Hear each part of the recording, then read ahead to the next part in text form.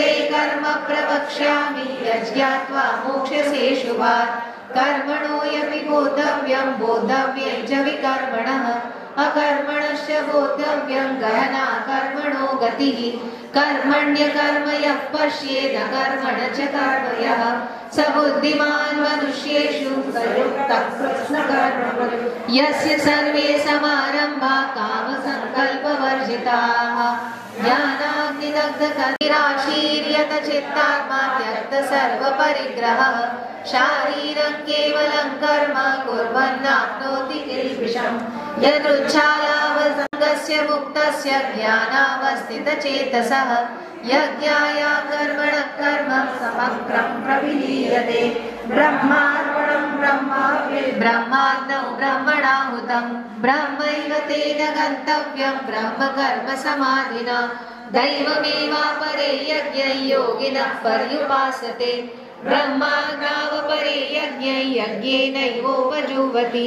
श्रोत्रादीनीन्द्रियाण्यन्ये संयमाग्निषु जुह्वति शब्दादीन् विषयानन्य इन्द्रियाग्निषु जुह्वति सर्वाणीन्द्रियकर्माणि प्राणकर्माणि चापरे आत्मसंयमयोगाग्नौ जुह्वति ज्ञानदीपिते द्रव्ययज्ञास्तपो यज्ञा योगयज्ञास्तथा परे स्वाध्यायज्ञव्रताः अपाने जुह्वति प्राणं प्राणे पानं तथा परे प्राणापानगतिरुद्ध्वा प्राणायामपरायणाः अपरे नियताहारा प्राणान् प्राणेषु जुह्वति सर्वे ते यज्ञविदो यज्ञक्षपितकल्मषाः यज्ञशिष्टामृतभुजो यान्ति ब्रह्म सनातनं नायल्लोकोऽस्य यज्ञक्षुतोऽन्यः कुरु सत्तमम् एवं बहुविधा यज्ञा विदधा ब्रह्मणो मुखे कर्मजान् विद्धितान् सर्वान् एवं ज्ञात्वा विमोक्ष्यसे श्रेयान् ब्रह्ममयात् यज्ञात् ज्ञानयज्ञं परन्तप सर्वं कर्माखिलं पार्थ ज्ञाने परिसमाप्यते ततः यज्ञात्वा न पुनर्मोहमेवं यास्यसि पाण्डव येन भूतान्यशेषेण द्रक्ष्यस्यात्मन्यथो मयि अपि चेदसि पापेभ्यः सर्वेभ्यः पापकृत्तमः सर्वज्ञानप्रवेदैव वृजिनं सन्तरिष्यसि यथैधांसि समिद्धोऽग्निर्भस्मसात् कुरुते अर्जुन ज्ञानाग्निः सर्वकर्माणि भस्मसात् कुरुते तथा न हि ज्ञानेन सदृशं पवित्रमिह विद्यते तत्स्वयं योगसंसिद्धिं कालेनात्मनि विन्दति श्रद्धावान् लभते ज्ञानं तत्परः संयतेन्द्रियः ज्ञानं लब्ध्वा परां शान्तिमचिरेणाधिगच्छति अज्ञश्चान्तर्धानश्च संशयात्मा विनश्यति नायं लोकोऽस्ति न परो न स्वं संशयात्मनः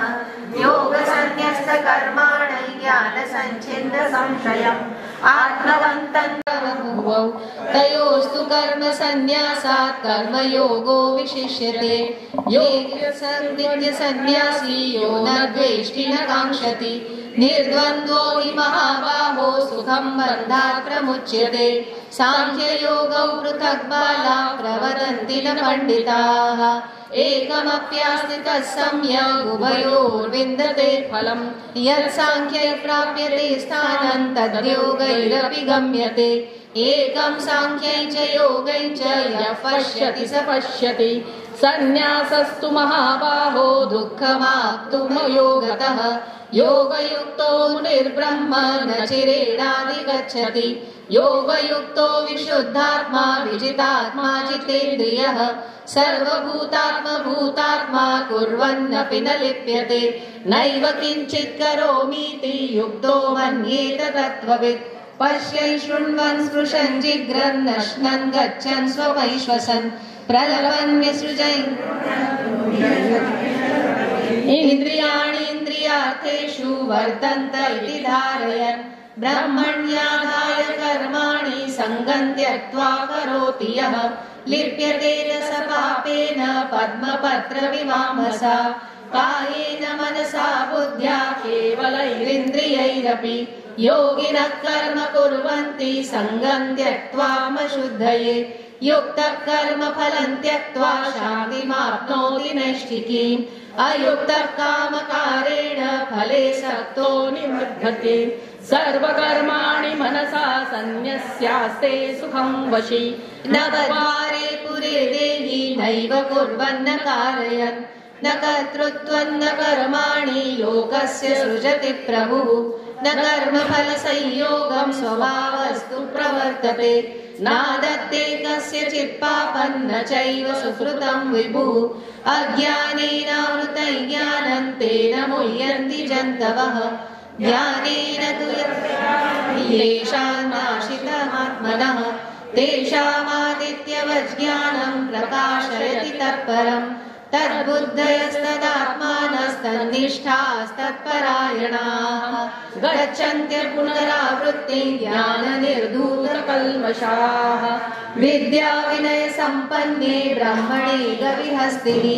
शुनि चैव श्वपाके च पंडिताः समदर्शिनः इहैव तयैर्जितः सर्वो येषां साम्ये स्थितं मनः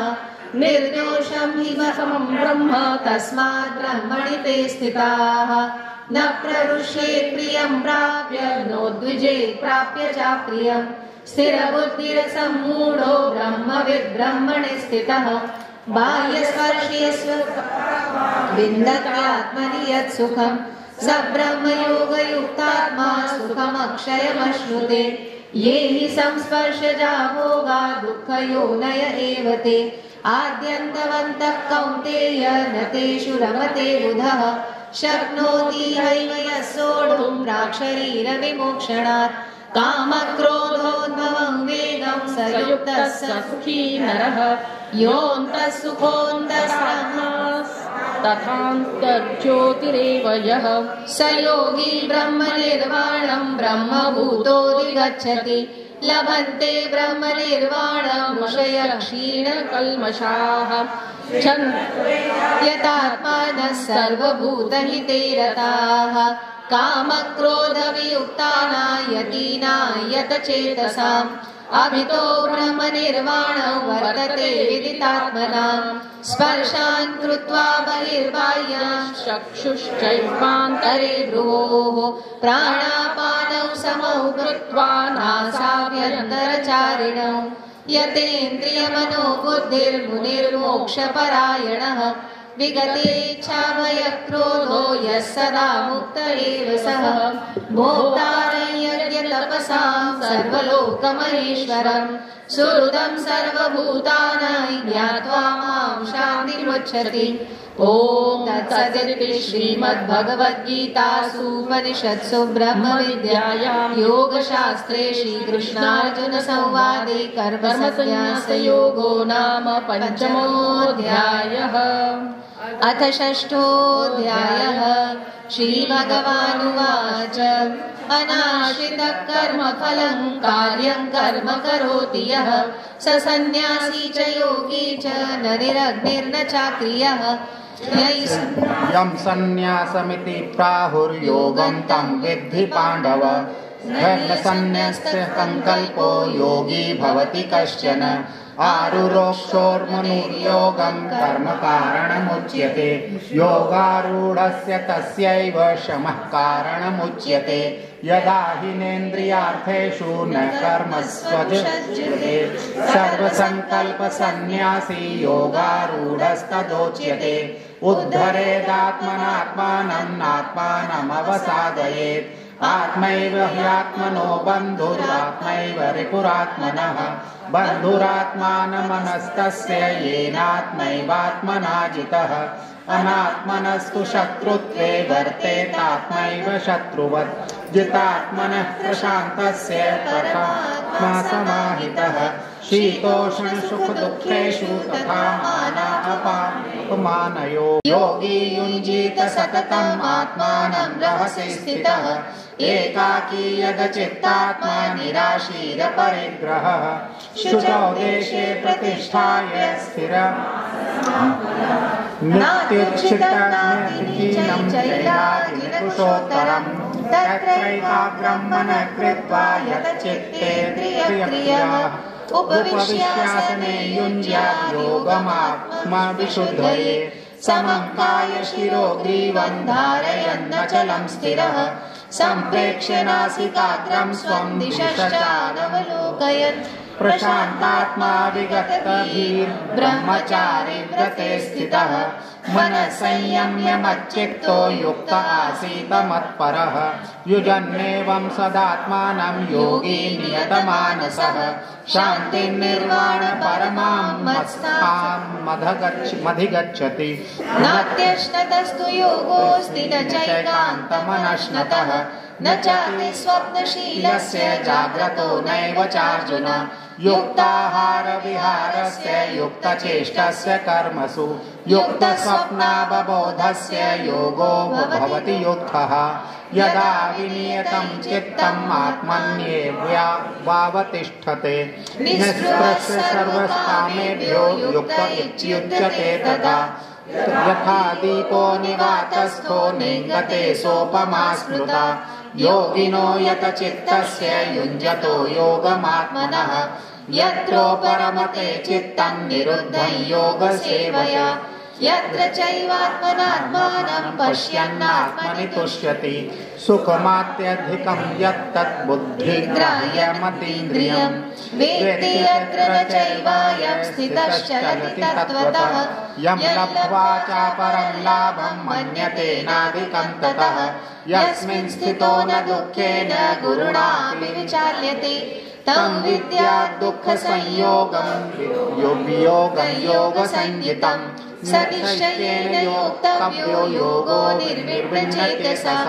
सङ्कल्पप्रभावान् त्यक्त्वा सर्वान् शेषतः मनसैवेन्द्रियग्रामं विनिम्य समन्ततः शनैरुपरवीत् बुद्ध्या गृहीत आत्मसंस्थं मनः कृत्वा न किञ्चिदपि चिन्तयेत् यतो निश्चरति मनश्चञ्चलमस्थिरं ततस्ततो नियम्यैतदात्मन्येव वशं नयेत् प्रशान्तमनसं ह्येनं योगिनं सुखमुत्तमम् उपैति शान्तरजसं ब्रह्मभूतमकल्मषम् युजन्नैवं सदात्मानं योगी विगतकल्मषः सुखेन ब्रह्मसंस्पर्शमत्यन्तं सुखमश्नुते सर्वभूतस्थतात्मानं सर्वभूतानि चात्मनि ईक्षते योगयुक्तात्मा सर्वत्र समदर्शनः यो मां पश्यति सर्वत्र सर्वं च मयि पश्यति तस्याहं न प्रणश्यामि स च मे न प्रणश्यति सर्वभूतस्थितं यो मां भजत्येकत्वमास्थितः सर्वथा वर्तमानोऽपि स योगी मयि वर्तते आत्मौपन्येन सर्वत्र समं पश्यति योऽर्जुन सुखं वा दुःखं अर्जुन उवाच योऽयं योगस्त्वया प्रोक्तः साम्येन मधुसूदन एतास्यहं न पश्यामि चञ्चलत्वास्थितं स्थिरं चञ्चलं हि मनः कृष्ण प्रमाथि बलवदृढं तस्याहं निग्रहं मन्ये वायोरिव सुदुष्करम् श्रीभगवानुवाच असंशयं महाबाहो मनो दुर्निग्रहं चलम् अभ्यासेन तु कौन्तेय वैराग्येण च गृह्यते असंशयात्मना योगो दुष्प्राप इति मे मतिः वश्यात्मा तु यतता शक्नो वाप्तुमपायतः अर्जुन उवाच अयति श्रद्धयोपेतो योगाच्चलति मानसः अप्राप्य योगसंसिद्धिं कां गच्छति कश्चिन्नो भयविभ्रष्टं छिन्नाभ्रमिव नश्यति अप्रतिष्ठो महाबाहो विमूढो ब्रह्मणः पथि एतन्मे संशयं कृष्ण चेत्तो नरहस्य शेषतः त्वदन्यः संशयस्यास्य चेता नैयुपपद्यते श्रीभगवानुवाच पार्थनैवेहं नामुत्र विनाशस्तस्य विद्यते न हि कल्याणकृत् कश्चित् दुर्गतिं तात गच्छति प्राप्य पुण्यकृतान् लोकान् उषित्वा शाश्वती समाः शुचीनां श्रीमतां गेहे योगभ्रष्टोऽभिजायते अथवा योगिनामेव कुले भवति धीमताम् एतद्धि दुर्लभतरं लोके जन्म यदीदृशम् तत्र तं बुद्धिसंयोगं लभते पौर्वदेहिकम् यतते च ततो यः संसिद्धौ गुरुनन्दन पूर्वाभ्यासेन तेनैव ह्रियते अवशोऽपि सः जिज्ञासुरपि योगस्य शब्दब्रह्माति वर्तते प्रयत्नाद्यत्मानस्तु योगी संशुद्ध किल्बिषः अनेकजन्म संसिद्धिस्ततो याति पराङ्गतिम् तपस्विभ्योऽधिको योगी ज्ञानिभ्यो मतोऽधिकः कर्मिभ्यश्चाधिको योगी तस्मात् योगी भवार्जुन योगिनामपि सर्वेषां मद्गतिनान्तरात्मना श्रद्धाभावं भजते ये मां समे युक्ततमो मतः। ओम तत्सदिति श्रीमद्भगवद्गीतासु उपनिषत्सु ब्रह्मविद्यायां योगशास्त्रे श्रीकृष्णार्जुन संवादे आत्मसंयमयोगो नाम षष्ठोऽध्यायः। मनाः पार्थ योगैर्युञ्जन्मदाश्रयः असंशयं समग्रं यथा ज्ञास्यसि तच्छृणु ज्ञानं देहं सविज्ञानमिदं वक्ष्याम्यशेषतः यज्ञात्वा नेह भूयो यज्ञातव्यमवशिष्यते मनुष्याणां सहस्रेषु कश्चिद् यतति सिद्धये यततामपि सिद्धानां कश्चिन् मां वेत्ति तत्त्वतः भूमिरापो नलो वायुः खं मनो बुद्धिरेव च अहङ्कार इतीयं मे भिन्ना प्रकृतिरष्टधा अपरेयमितस्त्वन्या प्रकृतिं विद्धि मे पराम् जीवभूता महाबाहो ययेदन्धार्यते जगत् एतद्योनीनि भूतानि सर्वाणीत्युपधारय अहं कृत्स्नस्य जगतः प्रभवः प्रलयस्तथा मत्तपरतरन्नान्यत् किञ्चिदस्ति धनञ्जय मयि सर्वमिदं प्रोतं सूत्रे मणिगणा इव रसोऽहमप्सु कौन्तेय प्रभास्मि शशिसूर्ययोः प्रणवः सर्ववेदेषु शब्दखे पौरुषन्नुषु पुण्यो गन्धः पृथिव्यां च तेजश्चास्मि विभावसौ जीवनं सर्वभूतेषु तपश्चास्मि तपस्विषु बीजं मां सर्वभूतानां विद्धि पार्थ सनातनं बुद्धिर्बुद्धिमतामस्मि तेजस्तेजस्विनामहम् बलं बलवतां चाहं कामरागविवर्जितं धर्माविरुद्धो भूतेषु कामोऽस्मि भरतर्षभ ये चैव सात्विका भावा राजसास्तामसाश्रये मत्त एवेति तान् विद्धि नत्वहन्तेषु ते मयि त्रिभिर्गुणमयैर्भावैरेभिः सर्वमिदं जगत् मोहितं नाभिजानाति मामेभ्यः परमव्ययम् दैवी एषा गुणमयी मम माया दुरत्यया मामेव ये प्रपद्यन्ते मायामेतां तरन्ति ते न मां दुष्कृतिनो मूढा प्रपद्यन्ते नराधमाः मायया परुतज्ञाना आसुरं भावमाश्रिताः चतुर्विधा भजन्ते मां जनाः सुकृतिनोऽर्जुन आर्तो जिज्ञासुरर्थार्थी ज्ञानी च भरतर्षभ तेषां ज्ञानी नित्ययुक्तो एकभक्तिर्विशिष्यते प्रियो हि ज्ञानिनोऽर्थम् अहं स च मम प्रियः उदारा सर्व एवैते ज्ञानी त्वात्मैव मे मतम् आस्थितः स हि युक्तात्मा मामेवानुत्तमां गतिम् बहूनां जन्मनामन्ते ज्ञानवान् मां प्रपद्यते वासुदेवः सर्वमिति समहात्मा सुदुर्लभः कामैस्तैस्तैर्हृतध्यानाः प्रपद्यन्ते न देवताः तन्नियममास्ताय प्रकृत्या नियता स्वया यो यो यां तनुं भक्तः श्रद्धयार्चितुमिच्छति तस्याचलां श्रद्धां तामेव विदधाम्यहम् स तया श्रद्धया युक्तस्तस्याराधनमीहते लभते च ततः कामान् वयैव विहितानि तान् अन्तवत्तु फलं तेषां तद्भवत्यल्पमेधसाम् देवान् देवयजो यान्ति मद्भक्ता यान्ति मामपि अव्यक्तं व्यक्तिमापन्नं मन्यन्ते मामबुद्धयः परं भावमजानन्तो ममाव्ययमनुत्तमम् नाहं प्रकाशः सर्वस्य योगमाया समावृतः मूढो यन्नाभिजानाति लोको मामजमव्ययम् वेदाहं समतीतानि सर्वमानानि चार्जुन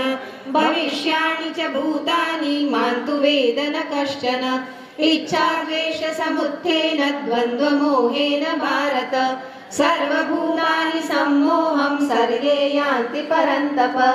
येषान्त्वन्तगतं पापै जनानां पुण्यकर्मणां ते द्वन्द्वमोहनिर्मुक्ता भजन्ते मां दृढव्रताः जरामरणमोक्षाय मामाश्रित्य यतन्ति ये ते ब्रह्म तद्विदुः कृत्स्नमध्यात्मं कर्म चाखिलम् साधिभूतादिदैवं मां साधियज्ञं च ये विदुः प्रयाणकालेऽपि च मां ये विदुर्युक्तचेतसः ॐ तत्सदिति श्रीमद्भगवद्गीतासु उपनिषत्सु ब्रह्मविद्यायां योगशास्त्रे श्रीकृष्णार्जुनसंवादे ज्ञानविज्ञानयोगो नाम सप्तमोऽध्यायः अथाष्टमोऽध्यायः अर्जुन उवाच किं तद्ब्रह्म किमध्यात्मं किं कर्म पुरुषो अभ्यासयोगयुक्तेन चेतसा नान्यगामिना परमं पुरुषं दिव्यं याति पार्थानुचिन्तयन् कविं पुराणमनुशासितारः मनोरणीयां स्मरेद्य सर्वस्य दातारमचिन्त्य रूपादित्यवर्णं तपसः परस्तात् प्रयाणकाले मनसाचलेन भक्त्या युक्तो योगबलेन चैव भ्रुवोन्मध्ये प्राणमावेश्य सम्यक् सतं परं पुरुषमुपैति दिव्यं यदक्षरं वेदविदो वदन्ति विशन्ति यद्यत्रयो वीतरागाः यदिच्छन्तो ब्रह्मचर्यै चरन्ति तत्तरे पदं संग्रह्य प्रवक्ष्ये सर्वद्वाराणि संयम्य मनोरुविनिरुध्य च मूर्ध्यात्मनः प्राणमास्थितो योगधारणम् ओमित्येकाक्षरं ब्रह्म व्याहरन् मामनुस्मरन् यः प्रयाति त्यजन् देहं स याति परमां गतम् यजेताः सततं यो मां स्मरति नित्यशः तस्याहं सुलभः पार्थ नित्ययुक्तस्य योगिनः मामुपेत्य पुनर्जन्म दुःखालयमशाश्वतम् नानुवाप्ति महात्मानः संसिद्धिं परमां गताः आब्रह्मभुवनाल्लोकाः पुनरावर्तिनोऽर्जुन मामुपेत्य तु कौन्तेय पुनर्जन्म न विद्यते सहस्रयुगपर्यन्तं यः यद्ब्रह्मणो विदुः रात्रियुगसहस्रान्तान् देवोरात्रविदो जनाः अव्यक्ताद्व्यक्तः सर्वाः प्रभवन्त्यः रागमे रात्र्यागमे प्रलीयन्ते तत्रैवाव्यक्तसंज्ञते भूतग्रामः स एवायं भूत्वा भूत्वा प्रलीयते रात्र्यागमे वशः पार्थ प्रभवत्यः रागमे परसस्मात् तु भावोऽन्यो व्यक्तो व्यक्तात् सनातनः यस्य सर्वेषु भूतेषु नश्यत्सु न विनश्यति अव्यक्तोऽक्षरमित्युक्तः स्वमाहुः परमां गतिं यं प्राप्य न निवर्तन्ते तद्धाम परमं मम पुरुषः स परः पार्थ भक्त्या लभ्यस्त्वनन्यया यस्यान्तःस्थानि भूतानि येन सर्वमिदं ततं यत्र काले त्वनावृत्तिमावृतैश्चैव योगिनः प्रयाता यान्ति तं कालं वक्ष्यामि भरतर्षभ अग्निर्ज्योतिरः शुक्लः षण्मासा उत्तरायणम् तत्र प्रयाता गच्छन्ति ब्रह्म ब्रह्मविदो जनाः धूमो रात्रिस्तथा कृष्णः षण्मासा दक्षिणायनम् तत्र चान्द्रमसै ज्योतिर्योगी प्राप्य निवर्तते शुक्लकृष्णे गतीयेते जगतः शाश्वते मते एकया यान्त्यनावृत्तिम् अन्यया वर्तते पुनः नैते श्रुति पार्थ जानन् योगिमुह्यति कश्चन तस्मात् सर्वेषु कालेषु योगयुक्तो भवार्जुन वेदेषु यज्ञेषु तपस्सु चैव दानेषु यत् पुण्यफलं प्रदिष्टम् अद्येति तत्सर्वमिदं विदित्वा योगी परं स्थानमुपैति चार्यम्। ॐ तत्सदिति श्रीमद्भगवद्गीतासु उपनिषत्सु ब्रह्मविद्यायां योगशास्त्रे श्रीकृष्णार्जुनसंवादे अक्षरब्रह्मयोगो नामाष्टमोऽध्यायः। अथ नवमोऽध्यायः। श्रीभगवानुवाच इदं पवित्रमिदमुत्तमम् प्रत्यक्षावगमन् धर्म्यं ससुखं कर्तुमव्ययम् अश्रद्धदानः पुरुषा धर्मस्यास्य परन्तप अप्राप्यमानि वर्तन्ते मृत्युसंसारवर्त्मनि मया गतमिदं सर्वं जगदव्यक्तमूर्तिना मत्स्थानि सर्वभूतानि न चाहं तेष्वस्थितः न च मत्स्थानि भूतानि पश्य मे योगमैश्वरम् भूतभृन्न च भूतस्थो ममात्मा भूतभावनः यथाकाशस्थितो नित्यं वायुः सर्वत्र गो महान् तथा सर्वाणि भूतानि मत्स्थानि उपधारय सर्वभूतानि कौन्तेय प्रकृतिं यान्ति मामिकाम् कल्पक्षये पुनस्तानि कल्पादौ विसृजाम्यहम् प्रकृतिं स्वामवष्टाय पुनः पुनः भूतग्राममिमं कृत्स्नमवशं प्रकृतेर्वशात् न च मान्तानि कर्माणि निबध्नन्ति धनञ्जय उदासीनवदासीनमसक्तं तेषु कर्मसु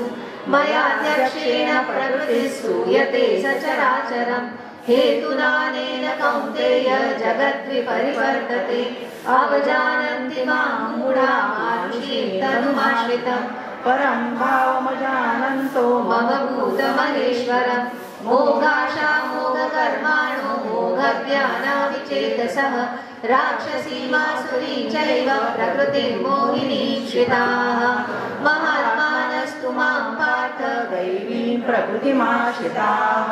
भजन्त्यनन्यमनसो ज्ञात्वा भूतादिमव्ययम् सततं कीर्तयन्तो मां यतन्तश्रद्धृढव्रताः नमस्यन्तश्च मां भक्त्या नित्ययुक्ता उपासते ज्ञानयज्ञेन चाप्यन्ये यजन्तो मामुपासते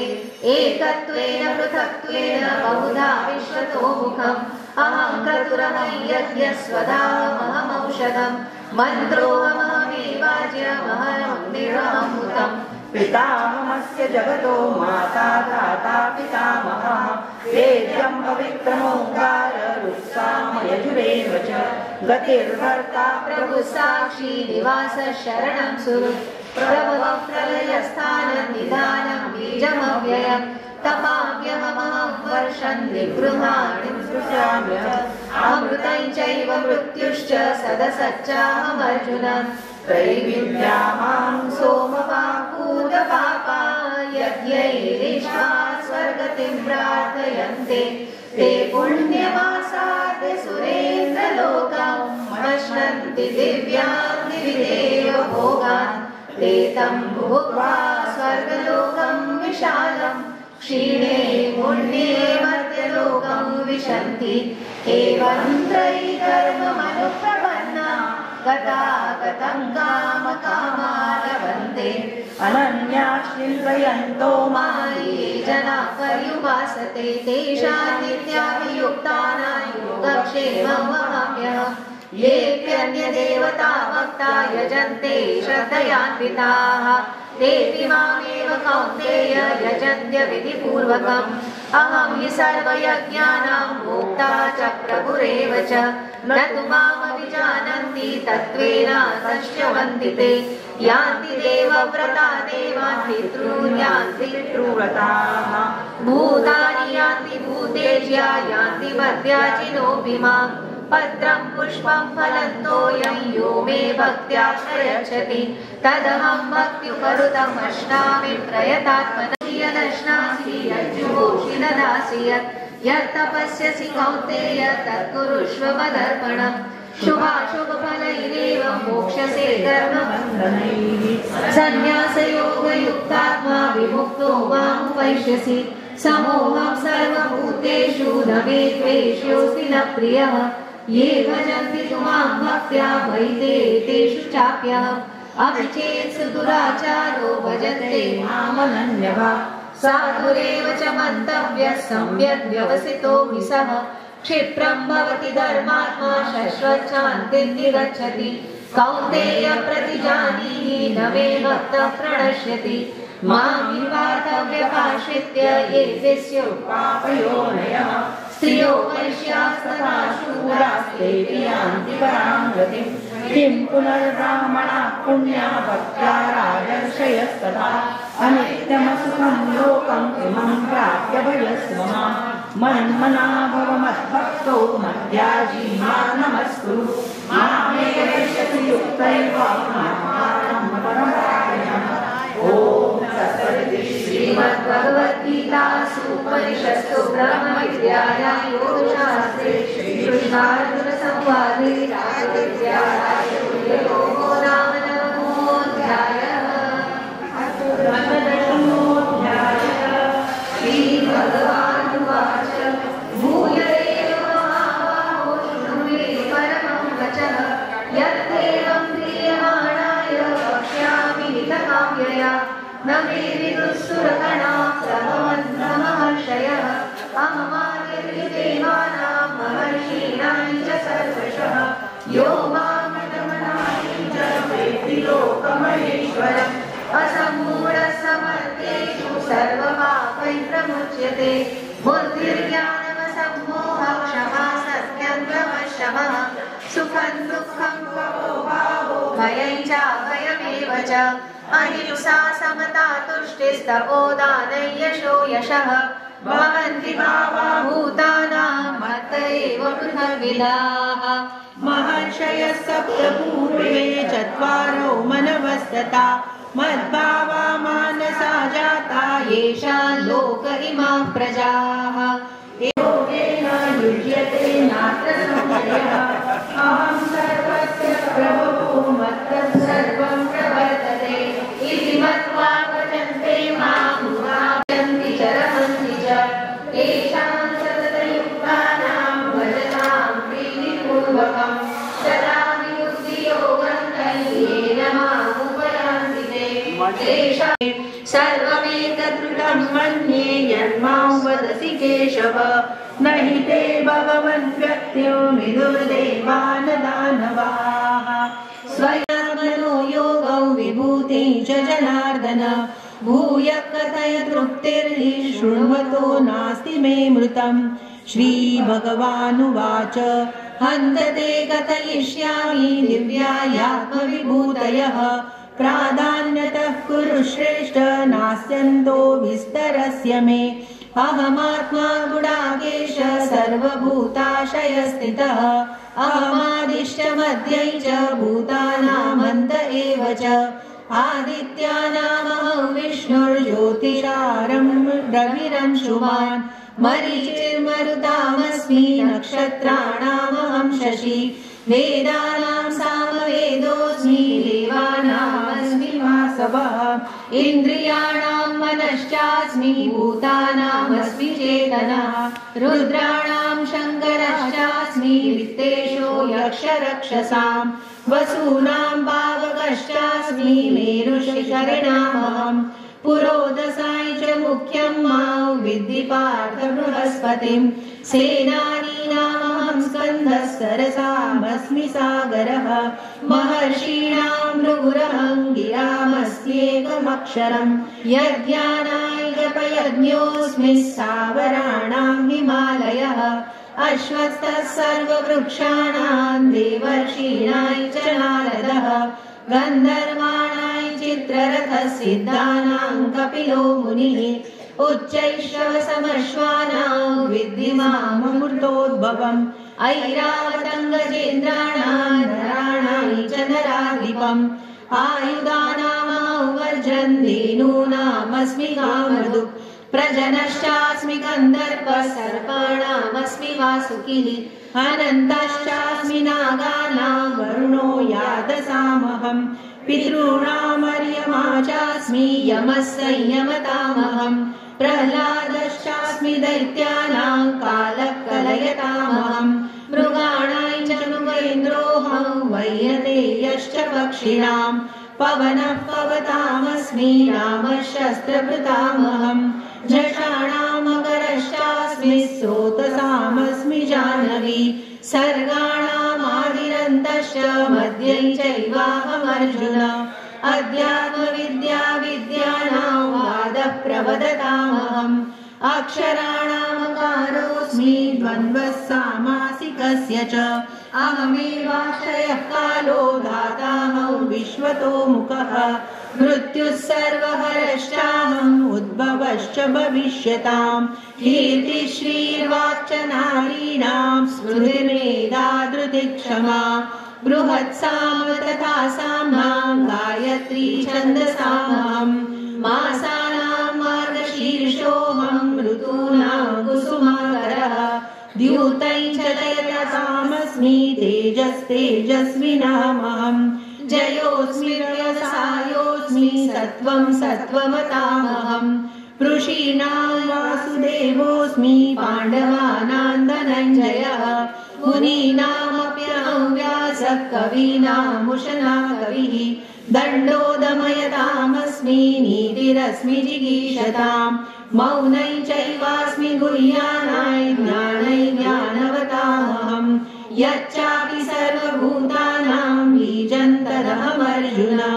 न तदस्ति विना यत्स्यान्मया भूतैः चराचरम् नान्तोऽस्ति मम दिव्यानां विभूतीनां परन्तप एष तु देशतः प्रोक्तो विभूतेर्विस्तरो मया यद्यद्विभूतिमत्सत्त्वं श्रीमधुरुचितमेव वा तत्तदेवावगच्छत्वं मम तेजोंशसम्भवम् अथवा बहुनैतेन ज्ञातेन तवार्जुन विष्टव्याहमिदं कृत्स्नम् एकांशेन स्थितो जगत् ॐ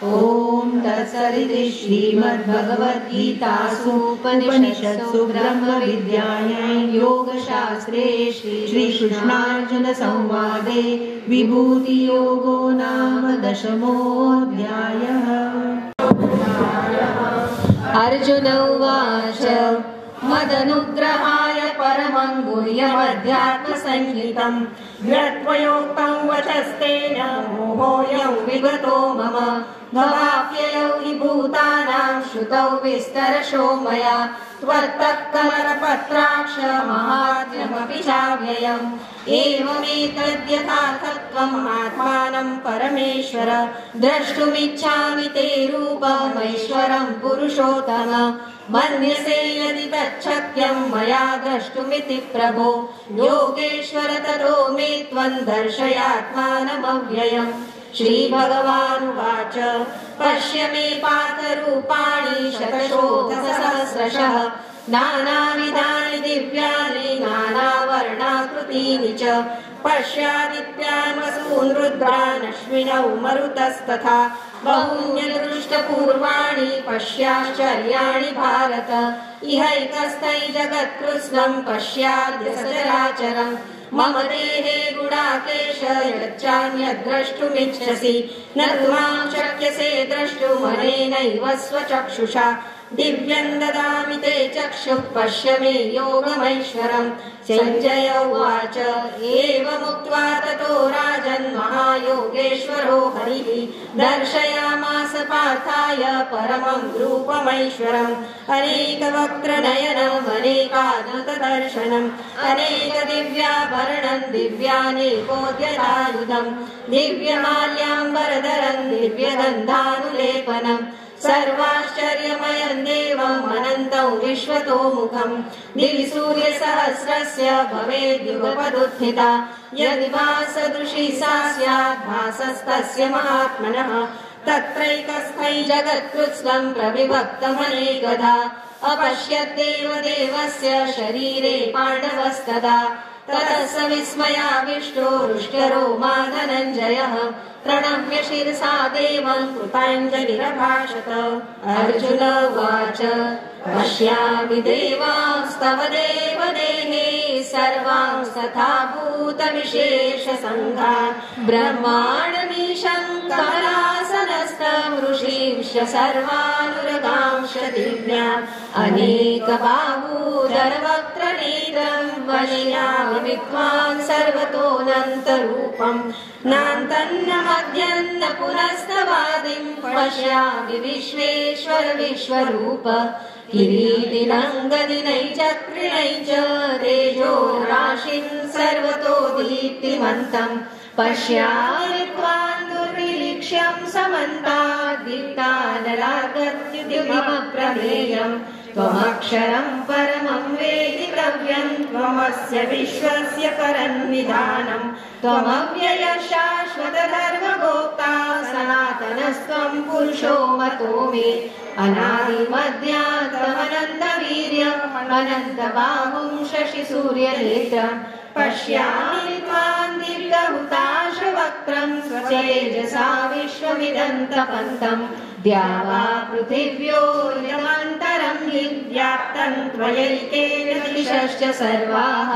दृष्ट्वाद्भुतं रूपमुग्रन्थवेदल्लोकत्रयं प्रव्यथितं महात्मन् अमीहि त्वां सुरसङ्गा विशन्ति केचिद्भीता प्राञ्जलयो गृह्णन्ति स्वस्तीत्युक्त्वा महर्षिसिद्धसङ्घा स्तुवन्ति त्वां स्तुतिभिः पुष्कलाभिः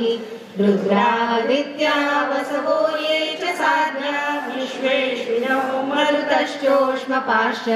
गन्धर्वयक्षासुरसिद्धसङ्घा वीक्ष्यन्ते त्वां विस्मिताश्चैव सर्वे रूपं महत्ते बहुवक्त्रनेत्रं महाबाहो बहुबाहूरुपादं बहुधरं बहुदंष्ट्राकरालं दृष्ट्वा लोकाः प्रव्यथितास्तथाहं नभस्पृशन् दीप्तमनेकवर्णं व्याताननं दीप्तविशालनेत्रं दृष्ट्वा त्वां प्रव्यथितान्तरात्मा धृतिं न विद्यामि शमै च विष्णो दंष्ट्राकरालानि च ते मुखानि दृष्ट्वैव कालानलसन्निभानि दिशो न जाने न लभे च शर्म प्रसीद देवेश जगन्निवास अमी च त्वां धृतराष्ट्रस्य पुत्रा सर्वे सहैवावनिपालसङ्घैः भीष्मो द्रोणसूतपुत्रस्तथासौ सहास्मदीयैरपि योतमुद्यैः वक्त्राणि ते त्वरमाणा विशन्ति दंष्ट्राकरालानि च यानकानि केचित् विलग्ना दशनान्तरेषु सन्दृश्यन्ते चूर्णितैरुत्तमाङ्गैः यथा नदीनां बहवोऽम्बुवेगाः समुद्रमेवाभिमुखा द्रवन्ति तथा तवामि नरलोकवीरा विशन्ति वक्त्राण्यपि विज्वलन्ति यथा प्रदीप्तैः ज्वलनं पतङ्गा विशन्ति नाशाय समृद्धवेगाः तथैव नाशाय विशन्ति लोकास्तवापि वक्त्राणि समृद्धवेगाः लेलीयसे ग्रसमानः समन्तान् लोकान् समग्रान् वदनैर्ज्वलद्भिः तेजोभिरापूय जगत्समग्रं भासस्तवोग्राः प्रतपन्ति विष्णो आख्याहि मे को भवानुग्ररूपो नमोऽस्तु ते देववर प्रसीद विज्ञातुमिच्छामि भवन्तमाद्यं न हि प्रजानामि तव प्रवृत्तिं श्रीभगवानुवाच कालोऽस्मि लोकक्षयकृत् प्रवृद्धो लोकान् समाहर्तुमिह प्रवृत्तः ऋते हित्वा न भविष्यन्ति सर्वे एव स्थिताः प्रत्यनीकेषु योधाः तस्मात् त्वमुत्तिष्ठ यशो लभस्व जित्वा शत्रून् भुङ्क्ष्व राज्यं समृद्धम् मयैवैते निहताः पूर्वमेव निमित्तमात्रं भव सव्यसाचिन् द्रोणै च भीष्मै च जयद्रथै च कर्णदसान्यानपि योधवीरान् मया हतां स्वैर्यहिमा प्रतिष्ठा युद्धस्य चेतासि रणे सपत्नान् सञ्जय उवाच एतत् श्रुत्वा वचनं केशवस्य कृताञ्जलिर्वेव मानस्किरीति नमस्कृत्वा भूय एवाह कृष्णं सगद्गदं वीतगीतं प्रणम्य अर्जुन उवाच स्थाने ऋषिकेश तव प्रकीर्त्या जगत्सरुष्यत्यनुरक्ष्यते च रक्षांसि भीतानि दिशो द्रवन्ति सर्वे नमस्यन्ति च सिद्धसिद्धाः कस्माच्च तेन मेरन्महात्मन् गरीयसे ब्रह्मणो व्याधिकर्त्रे अनन्तदेवेश जगन्निवास त्वमक्षरं सदसत्तत्परं यत् त्वमादिदेवः पुरुषः पुराणस्त्वमस्य विश्वस्य परन्निधानम् वेत्तासि वेद्यै च परै च धाम त्वया ततं विश्वमनन्तरूपम् वायुर्यमोऽग्निर्वरुणश्च शाखः प्रजापतिस्त्वं प्रपितामहश्च नमो नमस्तेऽस्तु सहस्रकृत्वः पुनश्च भूयोऽपि नमो नमस्ते नमः पुरस्तादथ पृष्ठतस्ते नमोऽस्तु ते सर्वत एव सर्व प्रतिमप्रभाव तस्मात् प्रणम्य प्रणिधाय कायं प्रसादये त्वामहमीशमीड्यम् पितेव पुत्रस्य सखेव सख्यो प्रियः प्रियायार्हसि देव सोढुम् अदृष्टपूर्वं वृषितोऽस्मि दृष्ट्वा भयेन च प्रव्यथितं मनो मे तदेव मे दर्शय देवरूपं प्रसीद देवेश जगन्निवास गदिनैचक्रहस्तम् इच्छामि त्वां द्रष्टुमिमं तथैव तेनैव रूपेण चतुर्भुजेन सहस्रबाहो भव विश्वमूर्ते श्रीभगवानुवाच मया प्रसन्नेन तवार्जुनेदं रूपं परं दर्शितमात्मयोगात् तेजोमयं विश्वमनन्तमाद्यै यन्मे त्वदन्येन न दृष्टपूर्वम् न वेदयज्ञाध्ययनैर्न दानैर्न च क्रियाभिर्न तपोभिरुग्रैः एवं रूपः शक्यः नृलोके द्रष्टुं त्वदन्येन कुरु प्रवीर मा ते व्यथा मा च विमूढभावो दृष्ट्वा रूपं घोरमीदृङ्ममेदम्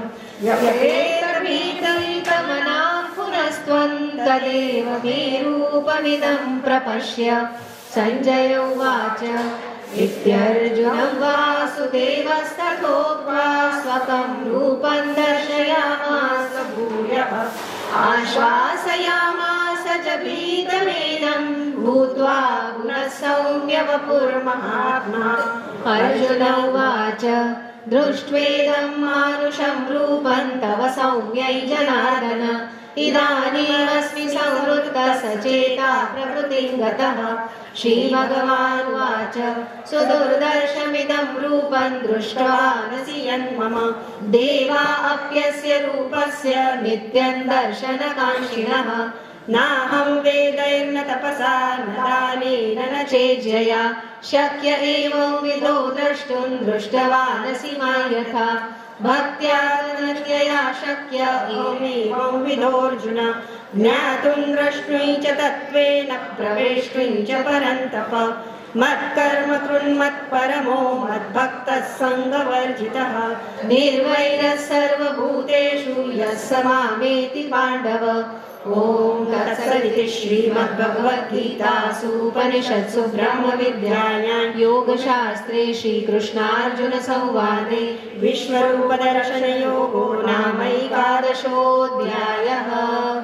अथ द्वादशोऽध्यायः अर्जुन उवाच एवं सततयुक्ता ये भक्तास्त्वां पर्युपासते ये चाप्यक्षरमव्यक्तं तेषां के योगवित्तमाः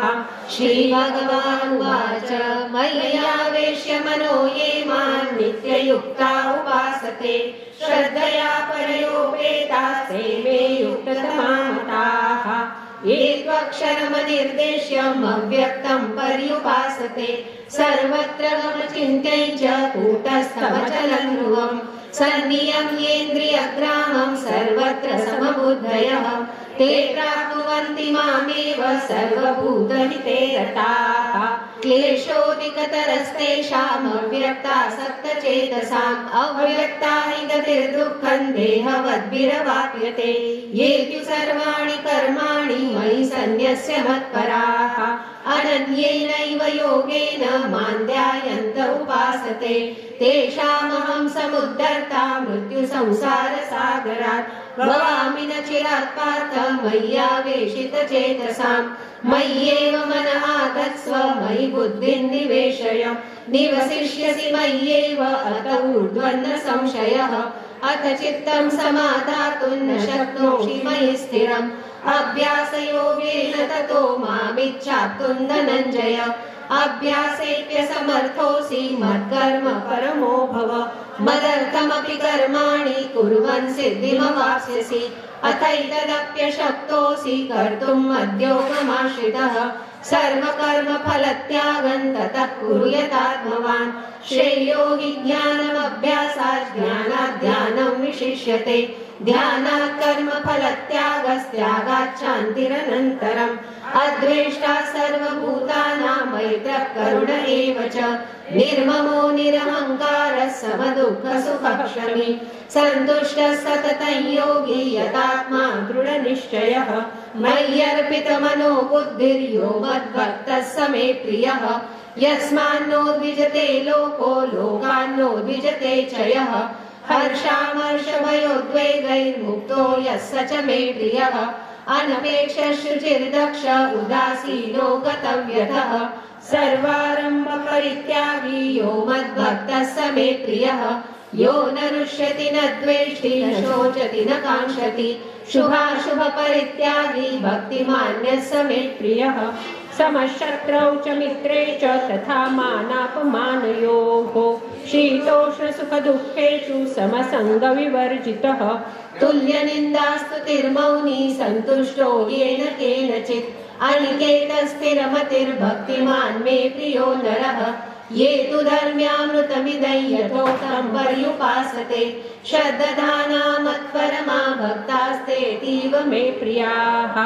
ॐ तत्सदिति श्रीमद्भगवद्गीतासु उपनिषत्सु ब्रह्मविद्यायां योगशास्त्रे श्रीकृष्णार्जुनसंवादे भक्तियोगो नाम द्वादशोऽध्यायः अथ त्रयोदशोऽध्यायः वेत्तीयं प्राहुः क्षेत्रज्ञ इति तद्विदः क्षेत्रज्ञै चापि मां विद्धि सर्वक्षेत्रेषु भारत क्षेत्रज्ञयोर्ज्ञानं यत्तज्ज्ञानं मतं मम तत्क्षेत्रं यच्च यादृक् यद्विकारी यदश्च यत् स च यो यत्प्रभावश्च तत्समासेन मे शृणु युषिर्भिर्बहुधा गीतैः छन्दोभिर्विविधैः पृथक् ब्रह्मसूत्रपदैश्चैव हेतुमद्भिर्विनिश्चितैः महाभूतान्यहङ्कारो बुद्धिरव्यक्तमेव च इन्द्रियाणि दशैकैः च पञ्चचेन्द्रियगोचराः इच्छा द्वेषः दुःखं संगात् चेतना धृतिः एतत् क्षेत्रं समासेन सविकारमुदाहृतम् अमानित्वमदिभीत्वम् अहिंसा क्षान्तिरार्जवम् आचार्योपासनं शौचं स्थैर्यमात्मनविग्रहः इन्द्रियार्थेषु वैराग्यम् अनहङ्कार एव च जन्म मृत्युजरा व्याधि दुःखदोषानुदर्शनम् असक्तिरनभिष्वङ्गः पुत्रदार गृहादिषु नित्यै च समचित्तत्वं निष्ठानिष्ठोपपत्तिषु मयि चानन्ययोगेन भक्तिरव्यभिचारिणी विविक्तदेशसेवित्वम् अररचित्तर्चन संसदि अध्यात्मज्ञाननित्यत्वं तत्त्वज्ञानार्थदर्शनम् एतज्ज्ञानमिति प्रोक्तम् अज्ञानं तदनोऽन्यथा ज्ञेयं यत् तत्र वक्ष्यामि यज्ञात्वा मृतमश्नुते अनादिमत्परं ब्रह्म न सत्तन्न सदुच्यते सर्वतः प्रणिपातं तत् सर्वपावमेकस्थमनुपश्यति तत एव च विस्तारं ब्रह्म सम्पद्यते तदा अनादित्वान् निर्गुणत्वात् परमात्मायं व्ययः शरीरस्थोऽपि कौन्तेय न करोति न लिप्यते यथा सर्वगतं सौक्ष्म्यादाकाशं नोपलिप्यते सर्वत्रावस्थितो देहे तथात्मानोपलिप्यते यथा प्रकाशयति एकः कृत्स्नं लोकमिमं रविः क्षेत्रं क्षेत्रे तथा कृत्स्नं प्रकाशयति भारत क्षेत्रक्षेत्रज्ञयोरेवं व्यन्तरं चक्षुषा भूतप्रकृतिमोक्षं च ये विदुर्यान्ति ते परम् ॐ तत्सदिति श्रीमद्भगवद्गीतासु उपनिषत्सु ब्रह्मविद्यायां योगशास्त्रे श्रीकृष्णार्जुनसंवादे क्षेत्रक्षेत्रज्ञविभागयोगो नाम त्रयोदशोऽध्यायः अथ चतुर्दशोऽध्यायः श्रीभगवानुवाच परं भूयः प्रवक्ष्यामि ज्ञानमुत्तमं यज्ञात्वा मुनयः सर्वे परां सिद्धिमितो गताः इदं ज्ञानमुपाश्रित्य मम साधर्म्यमागताः सर्गेऽपि नोपजायन्ते प्रलये न व्यथन्ति च मम यो निर्महद्ब्रह्म तस्मिन् गर्भं ददाम्यहं सम्भवः सर्वभूतानां ततो भवति भारत सर्वयोनिषु कौन्तेय मूर्तयः सम्भवन्ति याः तासां ब्रह्म महद्योनिरहं बीजप्रदः पिता सत्वं रजस्तम इति गुणा प्रकृतिसम्भवाः निबध्नन्ति महाबाहो देहे देहिनमव्ययम् तत्र सत्त्वं निर्मलत्वात् प्रकाशकमनामयम् सहृतसङ्गेन बध्नाति ज्ञानसङ्गेन चानघ रजो रागात्मकं विद्धि तृष्णासङ्गसमुद्भवम् तन्निबध्नाति कौन्तेय कर्मसङ्गेन देहिनम् तमस्तज्ञानजव्यमोहनं सर्वदेहिनां प्रमादालस्य निद्राभिस्तन्निबध्नाति भारत सत्वं सुखे संजयति रजः कर्मणि भारत ज्ञानमावृत्य तु तमः प्रमादे संजयत्युत रजस्तमश्चाभिभूय सत्वं भवति भारत रजः सत्वं तमश्चैव तमः सत्वं रजस्तथा सर्वद्वारेषु देहेऽस्मिन् प्रकाश उपजायते ज्ञानं यदा तदा विद्यात् विवृद्धं सत्त्वमित्युत लोभप्रवृत्तिरारम्भः कर्मणामशमस्पृहा रजस्येतानि जायन्ते विवृद्धे भरतर्षभ अप्रकाशो प्रवृत्तिश्च प्रमादो मोह एव च तमस्येतानि जायन्ते विवृद्धे कुरु नन्दन यदा सत्त्वे प्रवृद्धे तु प्रलयं याति देहभृत् तदोत्तमविदान् लोकान् अमलान् प्रतिपद्यते रजसि प्रलयं गत्वा कर्मसङ्गिषु जायते तथा प्रलीनस्तमसि मूढयोनिषु जायते कर्मणः सुकृतस्याहुः सात्विकं निर्मलं फलं रजसस्तु फलं दुःखम् अज्ञानं तमसः फलम् सत्त्वात् संजायते ज्ञानं रजसो लोभ एव च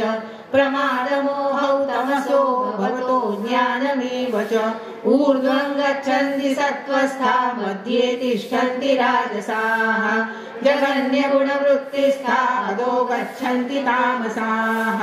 नान्यं गुणेभ्यः कर्तारं यदा द्रष्टानुपश्यति गुणेभ्यश्च परं वेत्ति मद्भावं सोऽधिगच्छति गुणानेतानतीत्यत्रीन् देहि देहसमुद्भवान् जन्म मृत्यु जरा दुःखैर्विमुक्तो मृतमश्नुते अर्जुन उवाच कैर्लिङ्गैः स्त्रीन् गुणानेतानतीतो भवति प्रभो किमाचार कथञ्चैतां स्त्रीन् गुणानतिवर्तते श्रीभगवानुवाच